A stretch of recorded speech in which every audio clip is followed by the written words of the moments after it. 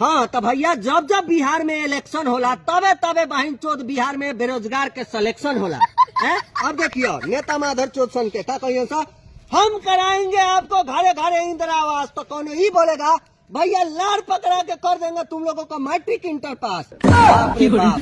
अब देखिए भैया ये नेता वो नेता पर तान के रखता हुआ गोली आ साथे में ऑर्केस्ट्रा में जाके खोलते छौड़ी सन के चोली। ताली बजाओ।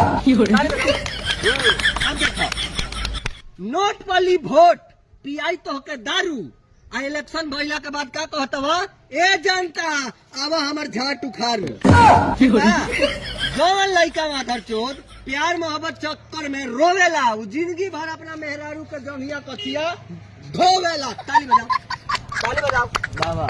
हाँ आ जौन लड़का नेता के चक्कर में रहेला ओकर आगे चल के बेटा बेटी बहु जना के गाड़ धोवेला।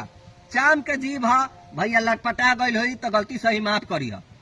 हई हम हई नेता के पार्टी हई, हम हई नेता के पार्टी हई, हम हई नेता के पार्टी हई, हमार लंड के पार्टी हई लंड।